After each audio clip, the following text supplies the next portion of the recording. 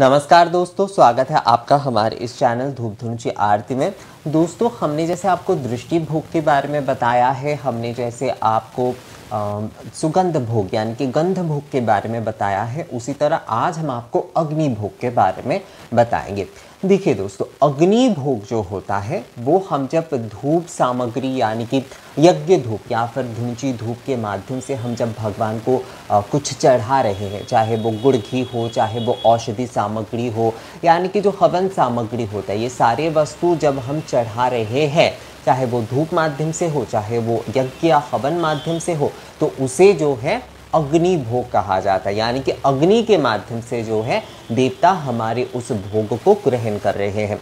हो सकता है हम जैसे अष्टांग धूप जो है वो हवन सामग्री में भी उसका इस्तेमाल होता है, तो धूप में थोड़ा जो होता है वो संक्षिप्त मात्रा में होता है और हवन में थोड़ा जो है वो विस्तृत मात्रा में होता है। यानी कि मान लीजिए कि धूप के लिए अगर हमने 8 सामग्री ले ली है, उससे ही हमारा हो जाता है। हवन के लिए वहाँ पर अगर 12 सामग्री कम से कम होता है, या फिर ज़्यादातर हम इस्तेमाल करते हैं वैसा हवन जब करते तो उसमें जो होता है थोड़ा सामग्रियाँ ज़्यादा होती। धूप में वही सामग्री होती है, मतलब जो हवन में हम इस्तेमाल करते वही सामग्री जो है वो धूप में भी होता है, पर उसके मात्रा जो होती है या फिर उसकी संख्या जो होती है वो थोड़ा कम हो जाती है, क्योंकि धूप हम थोड़ा लघु रूप से यानी कि संक्षिप्त रूप से जलाते हैं दोस्तों।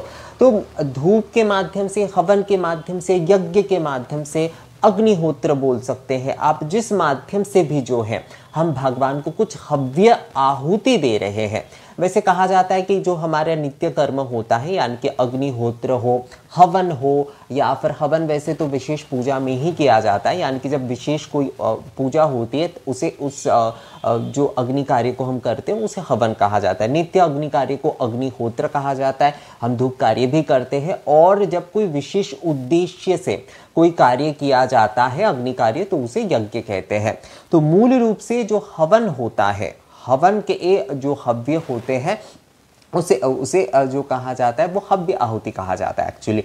और अग्निहोत्र में भी वही होता है, और जो यज्ञ होता है उसमें मूल रूप से घृताहुति या फिर इस प्रकार की आहुति कहा जाता है। तो नैवेद्य हर प्रकार से हो रहा है, चाहे आप हवन कर रहे हैं, चाहे आप यज्ञ कर रहे हैं, चाहे आप अग्निहोत्र कर रहे हैं, चाहे आप धूप कर रहे हैं, एक के साथ एक ना रिलेटेड है दोस्तों। अगर आप देखेंगे तो कुछ परंपराएं जो है वो प्राक वैदिक समय से, जैसे धूप परंपरा प्राक वैदिक समय से चला आ रहा है, और उसके बाद जाकर जो है यज्ञ में इसका और विस्तृतकरण हुआ, और भी बहुत अच्छे तरीके से लोग किस तरीके से भगवान को जो है अग्नि माध्यम से भोग अर्पण कर पाए वो यज्ञ विधि में हमें बताया गया। और उसके बाद धूप में भी कई और सामग्री जुड़, यानी हवन सामग्री और जो है वो धूप में जुड़ते गए।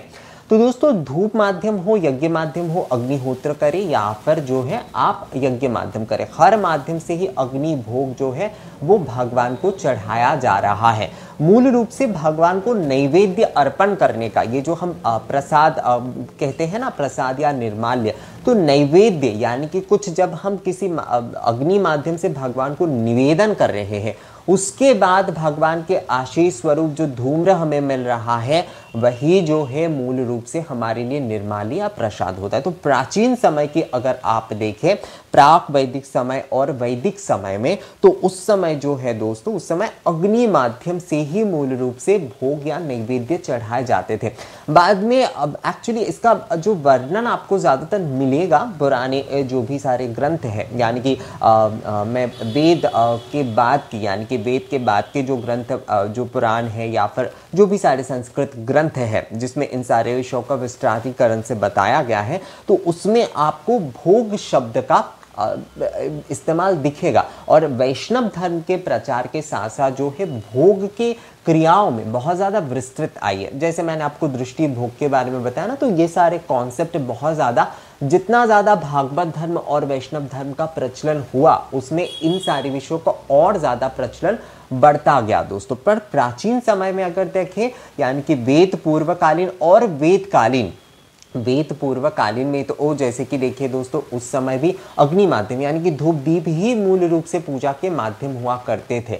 उसके बाद जब मंत्र के माध्यम से ये जो हव्य है वो भगवान को अर्पित किए जाने लगे यज्ञ के माध्यम से, तब भी जो है प्रसाद यानी कि नैवेद्य चढ़ाने का माध्यम जो है वो अग्नि माध्यम ही था प्राचीन समय में। बाद में ही जो है वो इस तरीके से हम जिस तरीके से आजकल भोजन अर्पण करते हैं भगवान को उसका प्रचलन हुआ एक्चुअली। पर देखा जाए मूल रूप से अग्नि माध्यम ही जो है वो प्राचीन माध्यम है भोग या नैवेद्य अर्पण करने का। तो इसलिए आज भी हमारे पूजा में चाहे वो धूप के माध्यम से हो, चाहे हम हवन के माध्यम से हो, यज्ञ के माध्यम से बड़े बड़े कई सारे पूजा में जैसे कि 10 दिन तक यज्ञ कार्य किए जाते हैं विशेष उद्देश्य से। तो यज्ञ के माध्यम से, धूप के माध्यम से, हवन के माध्यम से जब हम हव्य दे रहे हैं, जब हम घृताहुति दे रहे हैं, तो वो जो है ना भगवान को नैवेद्य स्वरूप ही प्राप्त हो रहे हैं। हाँ, अब हम क्या होता है कि हम इस नियम का भी पालन कर रहे हैं, अग्नि माध्यम से भी भगवान को नैवेद्य अर्पण कर रहे हैं, उसके साथ जैसे कि भोजन के माध्यम से भी हम नैवेद्य अर्पण आजकल करते हैं। तो दोनों ही हैं, पर मूल रूप से अगर ये धूप हवन इन सारे विषयों के आप देखें दोस्तों, तो ये हमारी प्राचीन जो नैवेद्य अर्पण करने की यानी कि अग्नि माध्यम से भगवान की जो नैवेद्य ग्रहण करने की जो परंपरा है उसे दर्शा रहा है। तो दोस्तों आप प्रतिदिन, इसलिए मैं आप लोगों को कहता हूं कि आप लोग प्रतिदिन जो है अपने घर पे धूप जरूर करें। आप जो है संक्षिप्त रूप में धूप अग्निहोत्र करें।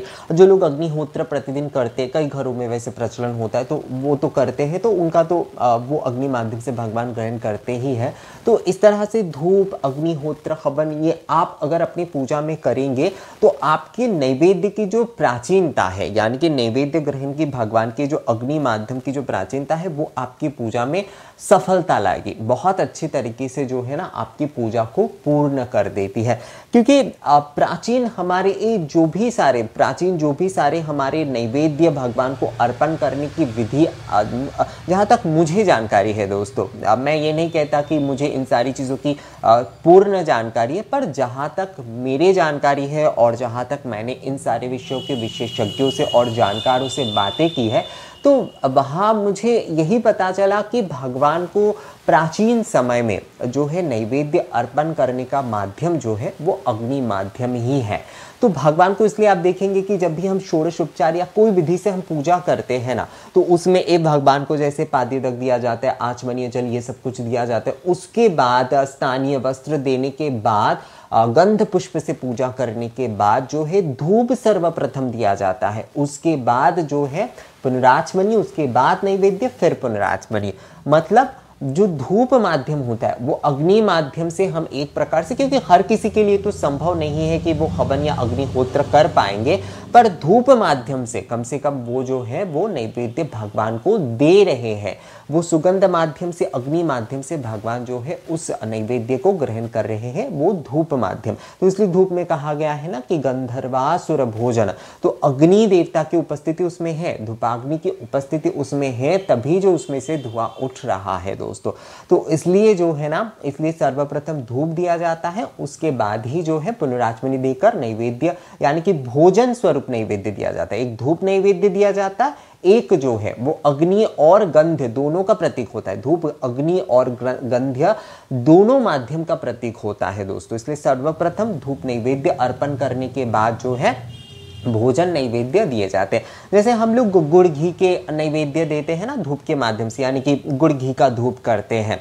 हमने जो है राल गुग्गुल के साथ, कपूर के साथ हमने गुड़ घी जलाकर जो है भगवान को धूप किए, तो वो भी जो होता है वो भी एक प्रकार से भगवान को वो धूप भोग यानी कि वो अग्नि माध्यम से भगवान को भोग लगाना ही हो रहा है एक प्रकार से, क्योंकि वो हम धूपाग्नि में दे रहे हैं। हाँ दोस्तों, इसलिए मैं हर समय आपको कहता हूँ ना कि जब भी आप धूप जलाए या फिर आप घर पे छोटे से अग्निहोत्र भी प्रतिदिन अगर करते हैं, तो कभी भी जो है आपको पेपर का, क्योंकि मैंने कई जगह पर ये देखा है, वो लोग यही करते कि पेपर जलाकर जो है ना वो धूप या वो कंडे जो है वो जलाते। कभी भी ऐसा नहीं करना चाहिए। मतलब मेरा धूप से मतलब यहाँ पर धुंची धूप से ही है, तो कभी भी जो है आपको ऐसे नहीं करना चाहिए। हमेशा जो है कपास के जो शुद्ध बाती होते उसे घी में डुबोकर आपको जलाना चाहिए। कई लोग तिल के तेल का भी जलाते। तो मैं इस बारे में कुछ कहूँगा नहीं। वैसे घी का ही जलाना सबसे सही होता है। अगर आप घी के कपास के बाती से जलाते हैं धूपाग्नि तो वो सबसे सही नियम होता है। कई लोग कपूर से भी जलाते हैं। घी के बाती इसलिए बहुत सही इसलिए होता है दोस्तों क्योंकि वो धूपाग्नि हम प्रज्वलित कर रहे हैं। तो अग्नि माध्यम से हम जब किसी भी प्रकार की जैसे कि सामग्री, धूप सामग्री, अष्टांग हो, षडंग हो, सप्त धूप हो, ये सारी धूप हम घी के साथ जो है अर्पण कर रहे हैं, तो भगवान उनके उस हव्य के अग्नि माध्यम से जो है वो नैवेद्य रूप में ग्रहण कर रहे हैं। और उसके जो पवित्र धुएं है ना, वो हमें जब मिल रहा है तो वो एक प्रकार से निराकार प्रसाद हो जाता है। भगवान के हम साकार रूप की पूजा तो कर रहे हैं, पर भगवान के पास जो भी सारे वस्तुएं पहुंचते हैं ना, वो निराकार माध्यम से पहुंचते हैं दोस्तों।